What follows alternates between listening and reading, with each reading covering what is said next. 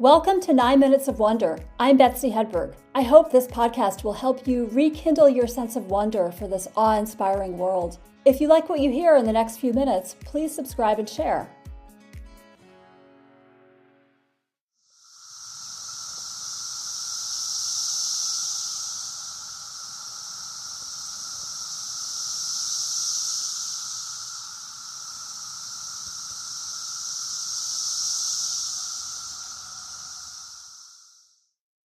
That is the mating song of thousands of male 17-year periodical cicadas singing in the trees near Chicago just a couple weeks ago. It's June 2024. And 17 years ago, these cicadas were tiny little nymphs the size of rice, burrowed underground.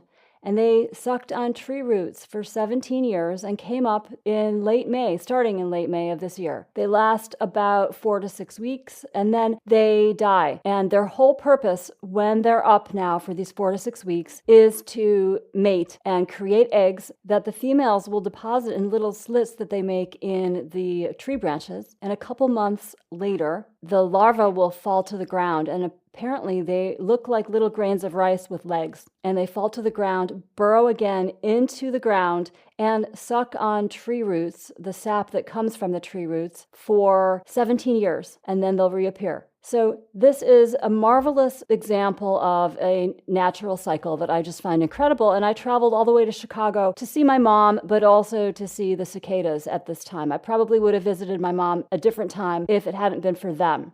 So what comes to your mind when you think about insects? What is your relationship with insects? There's a very good probability that if you live in the city or in the suburbs, all of your experiences or most of your experiences with insects are negative. And the messages you receive around insects are negative and bad, and they're pests, right? We see examples all over the place. I was walking on the beach of Lake Michigan just last week, and a young woman was walking with another woman, and she came across a dead cicada. I know it was dead because it was not moving and it was being tossed around by the waves. And she just freaked out. She said something like, "Wah!" And she flipped out, even though there are thousands of them all over. And this is kind of a visceral reaction that many of us have to insects. I'll talk about that more in a little while because it is understandable. I'm in a Facebook group called Illinois Cicada Watch, and they did a poll recently asking people whether they were inundated with cicadas and loving it, inundated with cicadas and can't wait till they're gone, had no cicadas and are okay with that, or had no cicadas and that was making them sad. And 40% of people said we're inundated with cicadas where I live and we're loving it.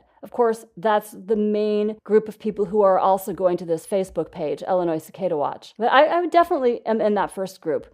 As I mentioned, I traveled there for that purpose primarily, in addition to seeing my mom. Love you, Mom. And I'm fascinated by their amazing life cycle, which I've told you a little bit about. Also, at the end of their life cycle, when they all end up on the ground and it doesn't smell very nice, and you have to, last time it happened 17 years ago, we had to take snow shovels and shovel them into a big pile in the street, I think, and then the town came and did something with them, composted them, I guess. But they renew the soil in the forests, and other animals feed on them, sometimes too much. Like I hear the veterinarians are inundated with sick dogs because they've been eating too many cicadas, and also that birds can die if they eat too many, not because the cicadas make them sick per se, but because they are no longer eating things that have enough vitamin A. Apparently cicadas don't have any vitamin A. And some people do eat cicadas, so if you decide to eat them this season, just, eat your carrots as well.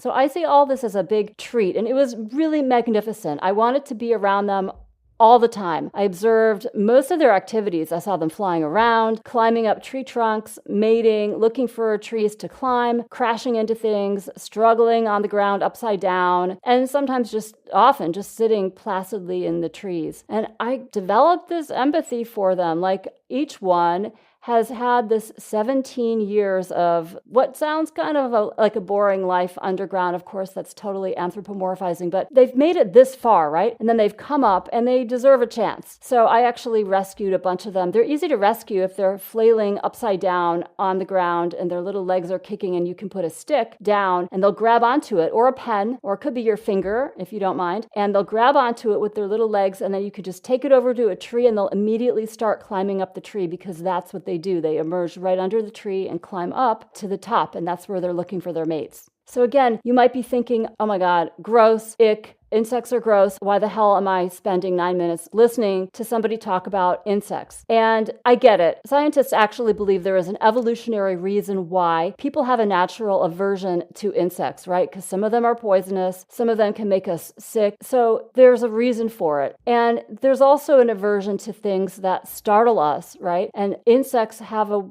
special way of doing that, especially if they have wings. Even though I love the cicadas, if one would fly right into me quickly, I would jump, because that is an ingrained aversion. But I was also reading about whether there is a cultural aversion, and I really believe that there is. I don't think I was startled by insects very much until I was told that I was supposed to be, and my dad, he just hated spiders and insects, anything like that, snakes, he hated them too. And I think I learned some things from him, like, oh wait, I'm supposed to act like that. I'm supposed to go, every time I see a spider. So there was a period in my life when I did that. And then I realized, well, wait, that's kind of silly. I got over that to a large degree, depending on whether they startle me or whether I'm prepared to see them. I found an article about Japanese culture, which has a greater acceptance of insects traditionally than Western cultures, including many references to insects in traditional poetry and literature. And I love this haiku. It's by the 18th century haiku poet Kobayashi Isa. Autumn cicada, flat on his back, chirps his last song. And by the way, there will be autumn cicadas this year, because the ones I've been talking about are the periodical ones who come out every 17 years or every 13 years. But in many parts of the world, cicadas also come out every year, and they look different. They're different types of cicadas. But so if you live in a place where you have not seen the periodical cicadas this year, don't fear, you'll get to see, or at least hear, some annual cicadas.